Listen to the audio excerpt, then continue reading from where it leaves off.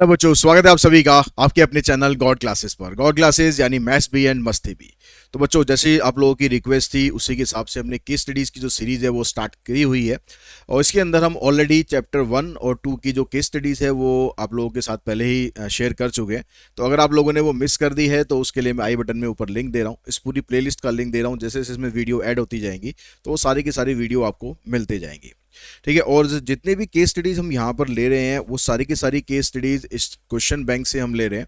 ये question bank हमारा अपना क्वेश्चन बैंक है, गॉड क्लासेस का क्वेश्चन बैंक है और अप्लाइड मैथमेटिक्स का एकमात्र क्वेश्चन बैंक है जो प्योरली अप्लाइड मैथमेटिक्स को डेडिकेटेड है।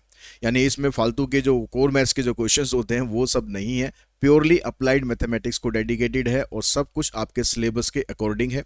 साथ ही इसमें प्रीवियस ईयर के क्वेश्चंस आपको चैप्टर वाइज भी दिए हुए हैं, एमसीक्यूज दे रहे हैं, एसर्शन रीजन है, केस स्टडीज है और भर भर के ढेरों क्वेश्चन दे रखे हैं आपको प्रैक्टिस करने के लिए, सब्जेक्टिव क्वेश्चंस। तो ये पूरा कंप्लीट बुक है जो आप परचेज कर सकते हैं। उसके लिए आपको लिंक आप डिस्क्रिप्शन बॉक्स में दिया गया। हार्ड कॉपी, सॉफ्ट कॉपी, जैसा भी आप कंफर्टेबल हैं वैसे आप परचेज कर सकते हैं, लेकिन आप थोड़ा ध्यान से देख के परचेज कीजिए कि आपको सॉफ्ट कॉपी करनी है या हार्ड कॉपी करनी है। अगर कोई डाउट है, कुछ कन्फ्यूजन है तो आप मेरे से कॉन्टैक्ट कर सकते हैं, मुझे मेल कर सकते हैं या मुझे व्हाट्सएप कर सकते हैं। तो अपने इस क्वेश्चन पर आते हैं। तो आपके पास जो केस स्टडी है उसमें कहता है कि trust fund has ₹35,000 that must be invested in 2 different type of bonds. एक ट्रस्ट है, ठीक है, एक ट्रस्ट है जिसमें हमारे पास ₹35,000 है और हमें दो तरीके के बॉन्ड में उसको इन्वेस्ट करना है।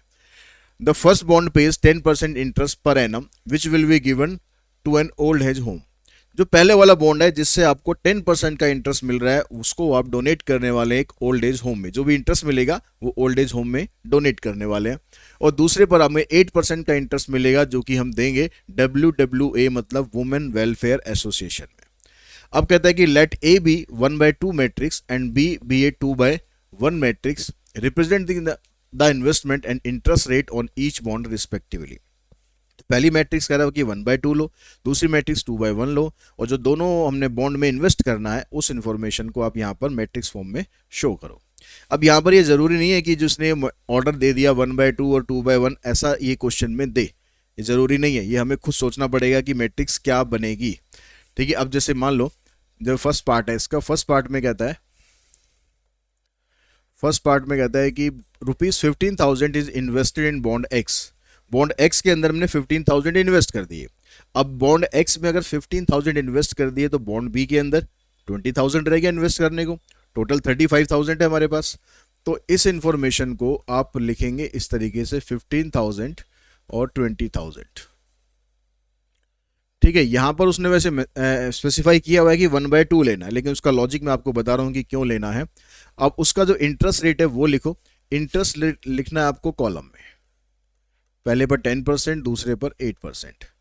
ऐसा हम इसलिए कर रहे हैं क्योंकि अब जो मैट्रिक्स हमारे पास ये बनेगी उसमें पहले वाला ये वाला एलिमेंट ये मल्टीप्लाई होगा 10% से और ये मल्टीप्लाई होगा 8% से। तो पहले वाला बॉन्ड है जिसमें हमने 15,000 इन्वेस्ट करा उस पर हमें 10% इंटरेस्ट मिल रहा है, तो 15,000 का 10% हो जाएगा। और ऐसे दूसरे वाले पर आपको 8% का इंटरेस्ट मिल रहा है यानी 20,000 का 8% हो जाएगा। अगर इस मैट्रिक्स को मैं चेंज कर देता, सपोज मैं मान लो ऐसे लिख देता, ठीक है, और इसको मैं ऐसे लिख देता, तो क्या हमारा आंसर बनता है इससे? देखिए ये आपके पास बनी 2/1 मैट्रिक्स और ये बनती 1/2 मैट्रिक्स। मल्टीप्लाई तो हम कर सकते हैं क्योंकि इसके कॉलम इसके रो सेम है, लेकिन आंसर आएगा हमारा 2/2 मैट्रिक्स। मतलब आप 15,000 को इससे भी मल्टीप्लाई करोगे, फिर 15,000 को इससे भी मल्टीप्लाई करोगे, लेकिन जो 8% है वो 15,000 में थोड़ा मिल रहा है हमें, वो तो हमें सिर्फ 10% मिल रहा है। और जब दूसरा एलिमेंट आप बनाओगे तो इसको भी मल्टीप्लाई करोगे और इसको भी मल्टीप्लाई करोगे, तो यहाँ पर भी सारा जो आपकी जो कैलकुलेशन है वो सारी की सारी गड़बड़ हो जाएगी। तो इस तरीके से अगर यहाँ पर मेंशन ना हो तो आप अपना लॉजिक यूज़ करना कि मैट्रिक्स आपको किस तरीके से लिखनी चाहिए। तो अब यहाँ पर ये तो फर्स्ट पार्ट हो गया, बस हमने मैट्रिक्स फॉर्म में इसको रिप्रेजेंट कर दिया। सेकेंड पार्ट में कहता है कि if ₹15,000 in invested in bond x then find the total amount of interest received on both bond. तो टोटल बॉन्ड में हमें दोनों बॉन्ड से टोटल कितना इंटरेस्ट मिल रहा है। अगर यही सिचुएशन है कि पहले बॉन्ड में हम 15,000 इन्वेस्ट कर रहे हैं, दूसरे में 20,000 इन्वेस्ट कर रहे हैं, तो हमें इंटरेस्ट कितना मिल रहा है, तो इसको अब हमें सॉल्व करना है, सेकेंड पार्ट में सॉल्व करना है। तो 15,000 इंटू 10%, तो 15,000 इंटू 10% ऐसे लिख लेते, प्लस 20,000 इंटू 8%। तो इधर ये कैंसिल, इधर ये कैंसिल, तो कितना आ गया यहाँ पर 1500 प्लस 8 टू द 16, यानी टोटल मिलाकर 3100 का हमें इंटरेस्ट मिलेगा। दोनों बॉन्ड से 3100 का इंटरेस्ट हमें मिलेगा। तो इसका थर्ड पार्ट करते हैं। थर्ड पार्ट में देखिए, पहले दोनों पार्ट के अंदर आपको इन्वेस्टमेंट दी हुई थी। थर्ड पार्ट में कहता है कि अगर आप दोनों ट्रस्ट के अंदर किस तरीके से इन्वेस्ट करोगे कि आपके पास टोटल मिलाकर इंटरेस्ट 3200 आ जाए। तो हमने मान लिया कि जो पहला वाला फंड है उसमें हमने x रुपीज़ इन्वेस्ट किया। अब 35,000 में से x आपने यहाँ इन्वेस्ट कर दिया, तो बाकी कितना बचा 35,000 माइनस एक्स, 35,000 माइनस एक्स। ये हमने दूसरे फंड में इन्वेस्ट किया, इंटरेस्ट हमें उसी हिसाब से मिल रहा है 10%, और यहाँ पर फिर 8%, और इक्वल्स टू टोटल इंटरेस्ट बन रहा है 3200 का। अब यहाँ से आपको x की वैल्यू फाइंड कर लेनी है। तो x को पहले 10% से मल्टीप्लाई करेंगे, तो x इंटू में 10/100 प्लस 35,000 माइनस एक्स इंटू 8/100।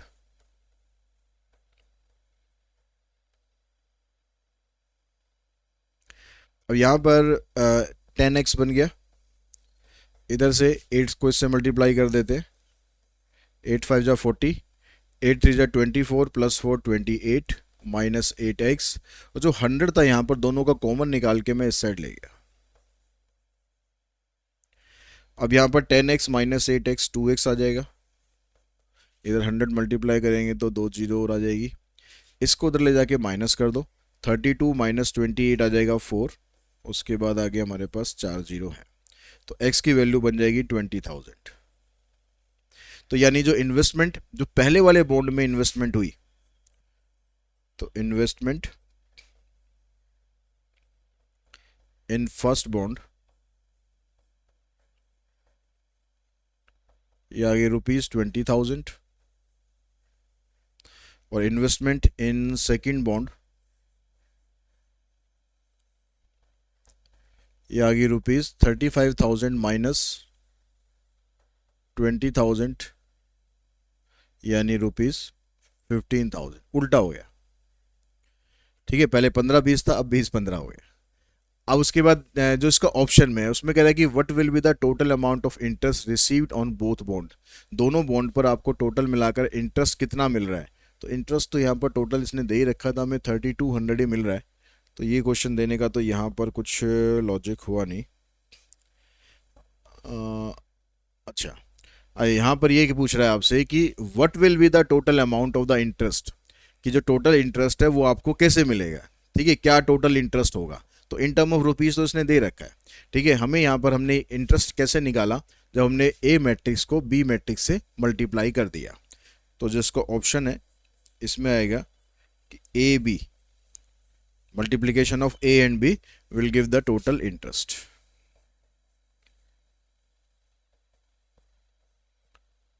तो इसमें आपको सिर्फ इतना मेंशन करना है, ठीक है। उसके बाद चलते हैं जो नेक्स्ट केस स्टडी है। तो नेक्स्ट में कहता है कि Sumit, Dev and Jitendra were given the task of creating a square matrix of order 2। अब इन तीनों को एक टास्क दिया कि एक स्क्वायर मैट्रिक्स बनाए जिसका ऑर्डर होगा 2।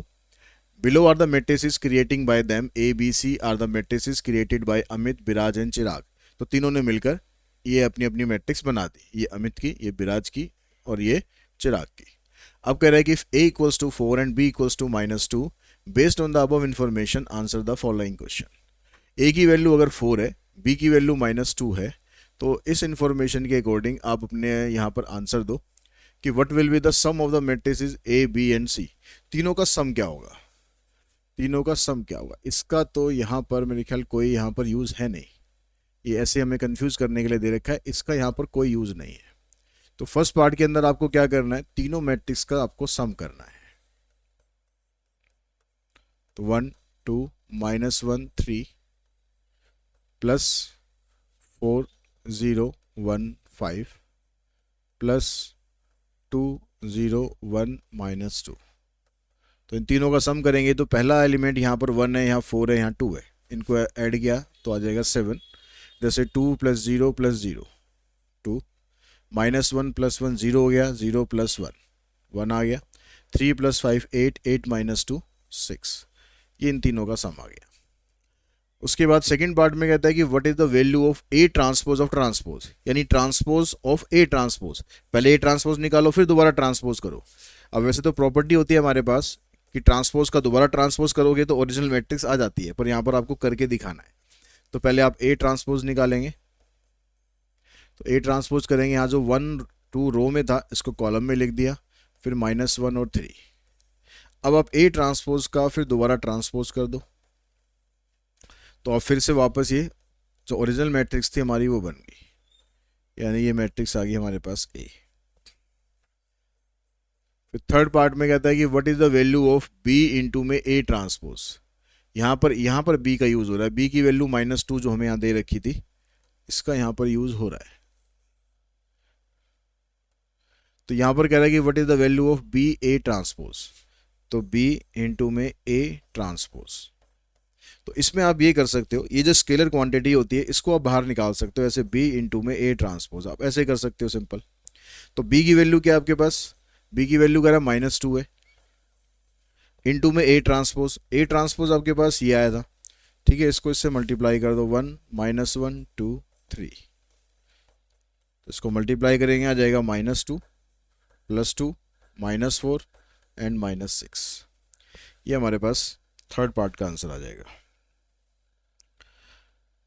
उसके बाद नेक्स्ट जो इसके ऑप्शन में है, ऑप्शन में कह रहा है कि what is the value of AC minus BC, AC minus BC। तो ए मैट्रिक्स को, ए को पहले हमें C से मल्टीप्लाई करना है,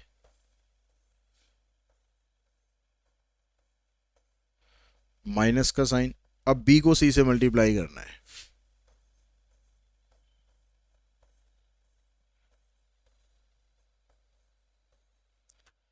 तो यहाँ मल्टीप्लाई करो, पहले इस 1 को 2 से करेंगे, 2 आ गया और यहाँ से 2 आ गया, तो टोटल मिलाकर बन गया 4। ठीक है, आई होप आपको मैट्रिक्स मल्टीप्लिकेशन अब अच्छे से आता होगा, तो एक एक स्टेप में डिस्कस नहीं कर रहा हूँ। 1 को 0 से मल्टीप्लाई करेंगे 0 हो जाएगा, 2 को इससे करेंगे -4। अब नेक्स्ट रो पे आते हैं, -1 इंटू 2 -2 + 3 यानी 1 हो गया, इधर से करेंगे 0 और -6। अब यहाँ पर 4 इंटू 2 8, 0 इंटू 1 0, 8 आ गया, यहाँ से 4 इंटू 0 0 इंटू -2, 1 इंटू 2 और 5 इंटू 1 5, तो 2 और 5 7, इधर से 0 -10। अब इन दोनों को अगर आप सॉल्व करते हैं तो 4 में से 8 को माइनस करना है, तो 4 - 8 -4, -4 -0 1 -7 -6 और +10 हो जाएगा, यानी आ जाएगा 4। तो -4 -4 -6 एंड 4, ये हमारा इसका आंसर आ जाएगा। उसके बाद चलते हैं नेक्स्ट जो केस स्टडी है उसमें क्या दिया हुआ है। यहाँ कहता है कि 10 student were selected from A school on the basis of values for the giving awards and were divided into 3 groups.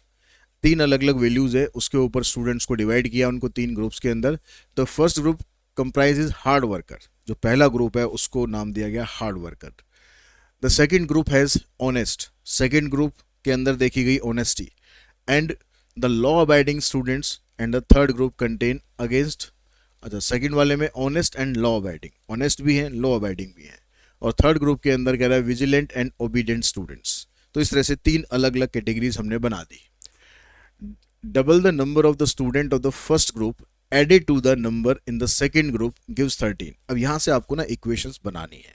अब मान लेते हैं कि जो स्टूडेंट है, जो पहला वाला ग्रुप है उसके अंदर स्टूडेंट है x, दूसरे वाले के अंदर y, तीसरे वाले के अंदर z, ऐसा हम मान लेंगे। तो वो आपको स्टेटमेंट में लिख देना है। ये क्वेश्चन 2023 के कंपार्टमेंट में आया हुआ है बोर्ड एग्जाम में।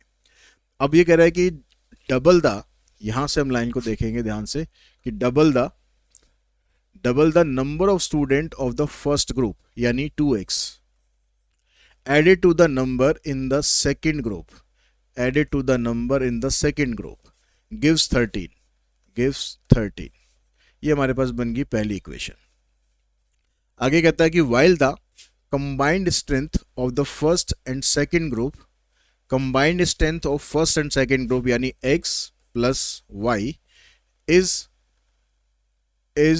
4 times of the third group, is 4 times of the third group। अभी z को आप इधर लेके जाओ तो ये बनेगा x plus y minus 4z equals to 0। ये बन गई हमारे पास second equation. Assume that x, y and z denote the number of student, इसने आगे हमें दे रखा, हमने पहले एज्यूम कर लिया, in the first, second and third group respectively, based on the above information answer the following question. एक condition और होगी हमारे पास, एक कंडीशन हमने मिस कर दी पहली लाइन में। ये कह रहा है कि 10 स्टूडेंट है, तो 10 स्टूडेंट का मतलब है कि x plus y plus z equals to 10। ये बन गया हमारे पास थर्ड। अब ऐसा नहीं है कि भाई ये इंफॉर्मेशन पहले दी है तो आपको इस इक्वेशन को पहले लिखना जरूरी है, ऐसा कुछ नहीं है, ठीक है। आप कहीं भी लिख सकते हो, किसी को भी लिख सकते हो। अब ये कह रहा है कि right the system of linear equation that can be formulated from the above described situation. अब ये जो सिचुएशन हमें दी हुई है इसको आप लीनियर इक्वेशन में इसको सिंप्लीफाई करो। अब यहाँ पर अगर आपने ये इक्वेशन पहले लिखी होगी तो आंसर आपकी जो मैट्रिक्स फॉर्मेट है ना उसमें थोड़ा चेंज आएगा लिखने में, पर वो डजेंट मैटर। आपने जैसे ये लिखी हुई है आपको वैसे ही मैट्रिक्स फॉर्म में आंसर देना है। ये जरूरी नहीं है कि भाई एग्जाम में जो एग्जामिनर के पास आंसर की होगी उसमें ये पहले होगा ये बाद में होगा तो आपका आंसर गलत होगा, ऐसा कुछ नहीं है। अब यहाँ से हम क्या करते हैं, जो इसके कोफिशिएंट्स हैं उनसे मैट्रिक्स बनाते हैं ए, तो ये आ गया आपके पास 2 1 और z की वैल्यू 0। दूसरे से बनाएंगे 1 1 माइनस 4। तीसरे से बनाएंगे 1 1 1। ये बन गया ए। जो वेरिएबल होते हैं उससे हम बनाते हैं एक्स मैट्रिक्स। एक्स मैट्रिक्स में क्या आ जाएगा, x y z, ये तीनों वेरिएबल आपको ऐसे लिखने। और जो राइट हैंड साइड पे कांस्टेंट वैल्यूज हैं उनसे बनाते हैं बी मैट्रिक्स, तो ये आ जाएगा 13 0 और 10। इस तरीके से आप अपने इसको रिप्रेजेंट करोगे, ठीक है। तो जो पहला पार्ट है, right the system of linear equation that can be formulated from the above describe situation, ये हमने पहले लिख ही दिया था। अब उसके बाद कह रहा है कि ये हमारा पहला पार्ट हो गया है। अब कह रहा है राइट द कोफिशिएंट मैट्रिक्स से ए, तो ये हमने सेकंड पार्ट में ए मैट्रिक्स यहाँ पर दिखा दी है। अब कह रहा है कि right the matrix of the cofactor of every element of matrix A. अब यहाँ ए के जितने भी कोफैक्टर्स हैं वो सारे आपको लिखने हैं। अब कोफैक्टर्स निकालने के लिए कोफैक्टर्स को हम डिनोट कर लेते हैं कैपिटल सी से। पहले इन तीनों के निकालते हैं। देखिए इसका कोफैक्टर क्या आएगा, first row first column. First row first column को छोड़ देंगे तो जो बाकी बचा है उसको सॉल्व करेंगे। यहाँ से आ जाएगा 1 और यहाँ पर बीच में एक माइनस का साइन होता ही है, मतलब ऐसे लिखेंगे 1 माइनस, फिर कितना आ रहा है -4, यानी आ जाएगा +5। फिर फर्स्ट रो सेकंड कॉलम निकालेंगे, तो फर्स्ट रो सेकंड कॉलम 1, फिर माइनस का साइन -4, तो ये आ जाएगा आपके पास +5। फिर ये वाला कोफैक्टर निकालेंगे, फर्स्ट रो थर्ड कॉलम का 1 और इधर से भी -1, यानी ये आ जाएगा आपके पास 0। उसके बाद सेकंड रो के निकालते हैं ऐसे।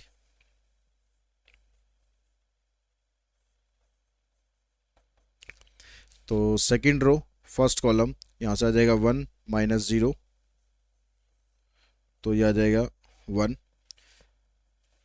Second row second column 2 -0,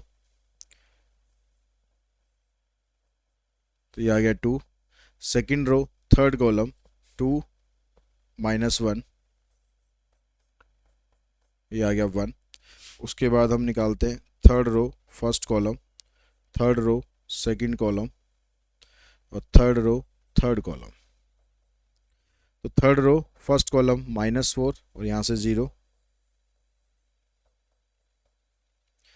third row second column -8 और 0। उसके बाद थर्ड रो थर्ड कॉलम 2 -1। अभी हमने ये वैल्यूज तो निकाली लेकिन अभी ये फाइनल नहीं हुआ। कोफैक्टर में अगर आप लोगों को ध्यान हो कि ये वाला एलिमेंट, ठीक है, कौन कौन सा एलिमेंट, ये वाला एलिमेंट, एक ये एलिमेंट, एक ये एलिमेंट और एक ये वाला एलिमेंट, इन सारे एलिमेंट के साइन चेंज होते हैं। यानी जो इनकी वैल्यू आएगी उनका साइन चेंज करके आपको लिखना है। तो यहाँ पर +5 आ रहा था तो ये -5 आएगा। ठीक है, ये चीज़ ध्यान रखना, बेशक साइन पहले लगा लेना। ठीक है, यहाँ पर इसके आगे आप माइनस का साइन लगा के ऐसे फिर सॉल्व कर देना, -5। यहाँ पर भी माइनस का साइन लगाओ, -1, यहाँ पर भी लगाओ तो ये -1, और यहाँ पर भी लगा दो तो ये हो जाएगा +8। तो कोफैक्टर हमारे पास क्या बन जाएंगे इसके, 5, 5 -5 0, -1 2, -1, -4 8 और 1, ये इसके कोफैक्टर आ गए। उसके बाद फिर आगे कहता है ऑप्शन में determine the number of student of each group, यानी XYZ की वैल्यू निकालनी है। अब वैल्यू निकालने के लिए हम क्या करेंगे, हमारे पास जो ये रिलेशन होता है, ये रिलेशन हमारे पास क्या है, AX = में B, यानी हम इस मैट्रिक्स को जब इससे मल्टीप्लाई कर रहे हैं तो हमारे पास ये आ रही है, इसी से हमने ये बनाया था।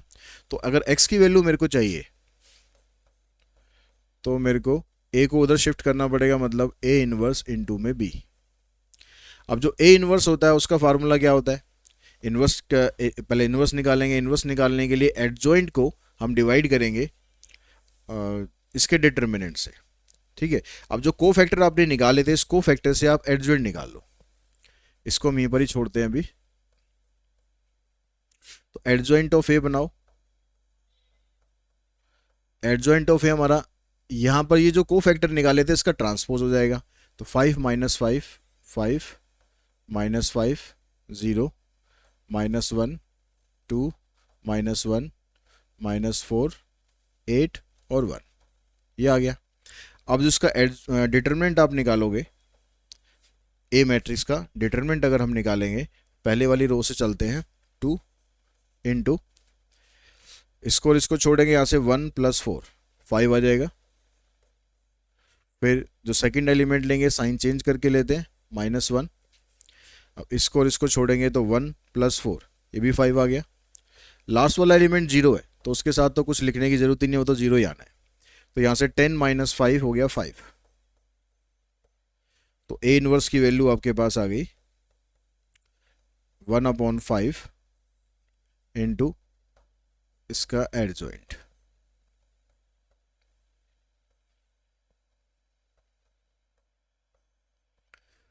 ठीक है, अब इसको आप पुट कर देंगे इधर। तो x की वैल्यू निकालने के लिए x = A इनवर्स B होता है, तो A इनवर्स की जगह आ गया आपके पास 1/5 5 -1 -4 -5 2 8 0 -1 1 इनटू में B आपके पास था ये 13 0 और 10। अब इसको सॉल्व करते हैं, कितना आता है आपके पास, ये जो 1/5 है इसको आप ऐसे कैसे लिख दो, अभी इसको अभी कुछ नहीं करना। अब यहाँ पर सॉल्व करें, देखें 13 5 = 65 हो गया, इधर से 0 हो गया, 10 4 = 40। तो 65 में से 40 माइनस करोगे आप 25 आ जाएगा। ऐसे यहाँ से -65 हो गया, इधर से 0, 10 8 = 80, 80 में से 65 माइनस करना है तो 15 आ जाएगा। उसके बाद यहाँ पर आ गया 0, इधर आ गया 0, इधर आ गया 10। तो 5 से इसको डिवाइड कर दो अब तीनों को, यहाँ 5 आ जाएगा, यहाँ 3, यहाँ पर 2।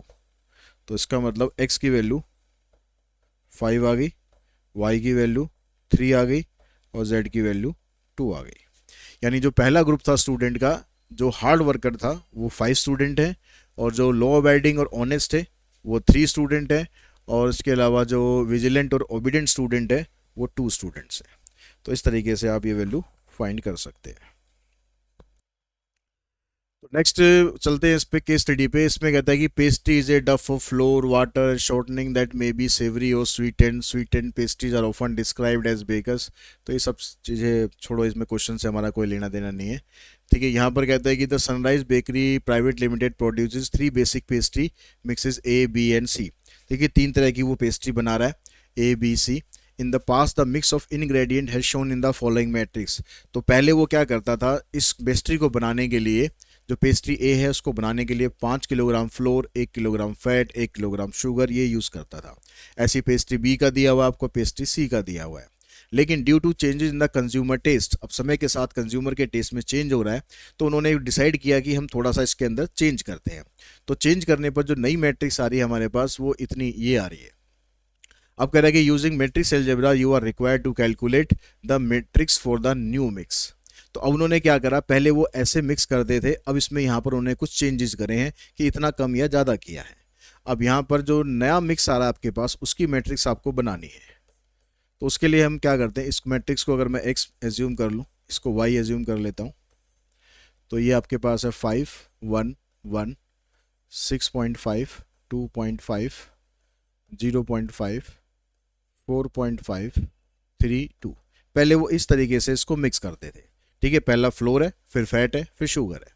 अब उन्होंने क्या करा, उन्होंने कुछ अमेंडमेंट करे, ये 0 रखा, यहाँ पर 1, यहाँ पर 0, ये -0.5 है यहाँ पर। ठीक है, 0.5, 0.5, यानी पेस्ट्री बी के अंदर उन्होंने फैट की फ्लोर की क्वांटिटी 0.5 कम कर दी है। बाकी सब जगह उन्होंने कुछ कुछ या तो बढ़ाया है या सेम रखा है। जहाँ 0, 0 रखा है मतलब उन्होंने उस चीज़ को सेम रखा है, उसमें उन्होंने कुछ चेंजेस नहीं करे हैं। तो अब इन दोनों का एडिशन करते हैं। तो अब जो नया मिक्सर आपके पास आ रहा है, अब जो नई टेस्ट की पेस्ट्री बनाई जा रही है उसमें क्या हो रहा है, ये 5 + 0 5 आ गया, फिर 1 + 1 2, और यहाँ पर आ गया 1। ठीक है, उसके बाद 6.5 में से 0.5 माइनस करेंगे तो 6 रह जाएगा, 2.5 और 0.5 3, 0.5 0.5 1, 4.5 0.5 5, 3 0 3 हो गया, और 2 0 2 हो गया। यानी अब वो इस हिसाब से मिक्स कर रहे हैं। जो पेस्ट्री ए है उसके अंदर 5 किलोग्राम फ्लोर, 2 किलोग्राम फैट और 1 किलोग्राम शुगर। ऐसी पेस्ट्री बी का ये हो गया, ये पेस्ट्री सी का हो गया। इस तरीके से ये इसको मिक्स कर रहे हैं। 5 2 1, 6 3 1 और 5 3 2। अब इसके ऑप्शन में कहता है कि इन दोनों का जो डिफरेंस है वो निकालो, x - y निकालो। तो डिफरेंस निकाल देते हैं। देखो 5 में से 0 माइनस करोगे 5 आ जाएगा, 1 में से 1 करेंगे 0, 1 में से 0 माइनस करोगे 1, 6.5 में से ये ऑलरेडी माइनस है तो माइनस माइनस प्लस हो जाएगा, ये 7 आ जाएगा। 2.5 और 0.5 माइनस करेंगे तो 2, इधर 0, इधर आ जाएगा 4, इधर 3 और इधर 2। तो ये तो आ गया इसका डिफरेंस। अब जो सेकंड पार्ट है इसका, सेकंड पार्ट में कहता है कि the production requirement to meet an order for 50 unit of type A. 50 unit हमें टाइप ए की मैट्रिक्स बनानी है, पेस्ट्री बनानी है, 30 टाइप बी बनानी है और 20 टाइप सी बनानी है। तो जो रिक्वायरमेंट होगी उसकी प्रोडक्ट की, जो फैट कितना चाहिए, शुगर कितना चाहिए, ये सब कितना चाहिए, तो ये सब हमें निकालना है। तो यहाँ पर जो 50 यूनिट ऑफ टाइप ए है उसको इधर लिखेंगे। तो दूसरी मैट्रिक्स है वो 30 है, और जो तीसरी टाइप है वो है उसमें चाहिए आपको 20। ठीक है, ये टाइप ए हो गई, ये टाइप बी और ये टाइप सी।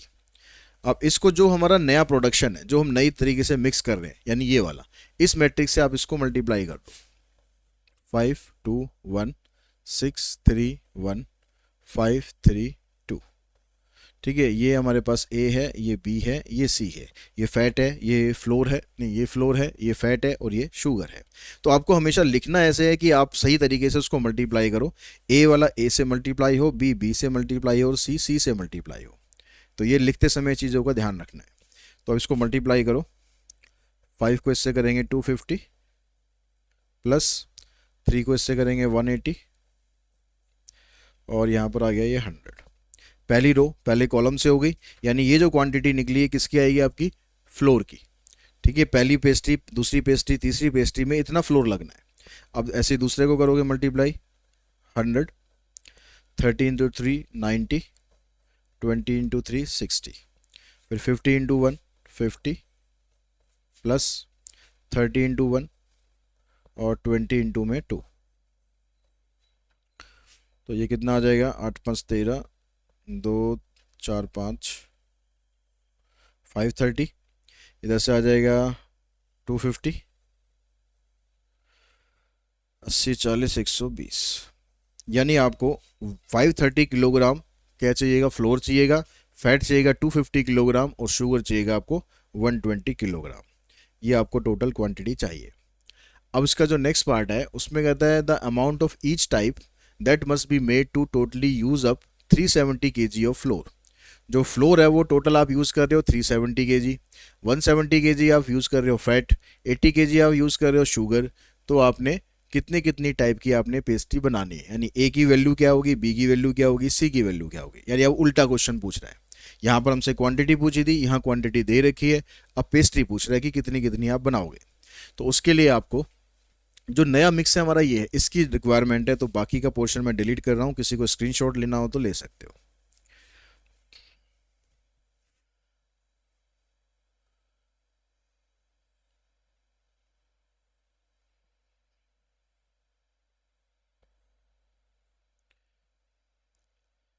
ठीक है, हम मान लेते हैं कि जो पेस्ट्री ए है उसकी क्वांटिटी एक्स है। तो यहाँ से आ जाएगा आपके पास 5x प्लस जो दूसरी पेस्ट्री है उसकी क्वांटिटी वाई है तो 6y प्लस जो तीसरी पेस्ट्री है उसकी क्वांटिटी 5, वहाँ पर आपको ये 5 यूनिट मिक्स कर रहे हो आप तो हो जाएगा 5z। और टोटल मिलाकर ये क्या आपके पास बन रहा है, ये क्या बन रहा है पूरा फ्लोर।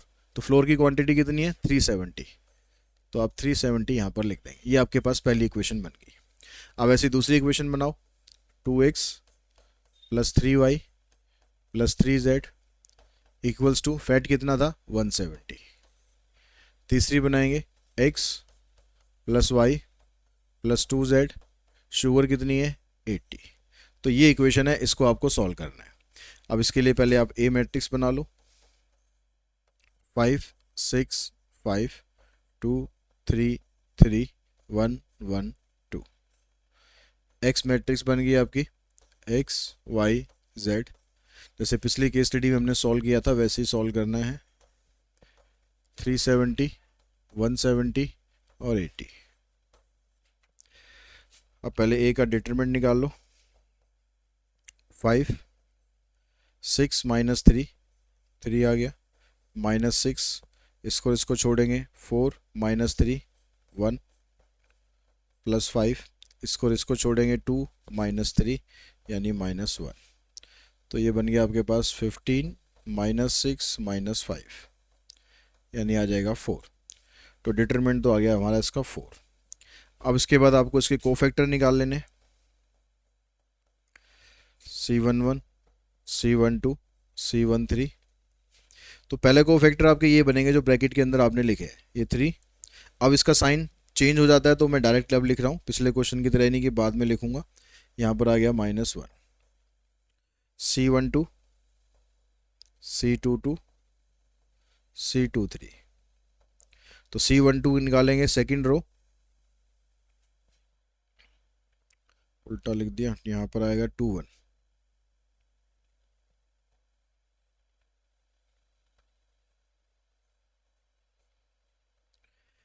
ठीक है, सेकंड रो फर्स्ट कॉलम तो आ जाएगा 6 2 12 -5 7, इसका साइन चेंज करना है -7। सेकंड रो सेकंड कॉलम 10 -5 5 आ गया। सेकंड रो थर्ड कॉलम 5 -6 -1, यहाँ आ जाएगा +1। अब third row first column, third row second column, third row third column. तो थर्ड रो फर्स्ट कॉलम 6 3 18 -15 3 आ गया। थर्ड रो सेकंड कॉलम 5 3 15 -10 5, यहाँ आ जाएगा -5। थर्ड रो थर्ड कॉलम करेंगे 15 -12, ये आ गया 3। तो इससे आप बना दोगे एडजॉइंट। इसको हम हटा दें, अब इसकी कोई ज़रूरत नहीं है। एडजॉइंट जो आपने को फैक्टर निकाले हैं इसका ट्रांसपोज कर दो, 3 -1 -1 3 -1 -1। उसके बाद -7 5 और 1 -7 5 1 3 -5 3।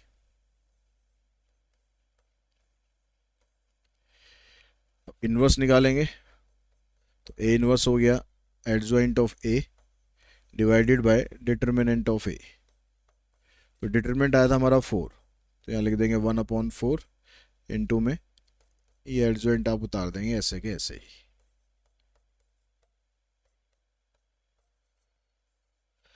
अभी स्टार्टिंग में जो आप ये रिलेशन बनाते हो इसको अगर हम यूज़ करेंगे तो जैसे हमने पिछले क्वेश्चन में भी किया था कि जो x की वैल्यू आती है हमारे पास वो a इनवर्स इंटू में b आती है। तो a इनवर्स की जगह आपने ये पुट करना है,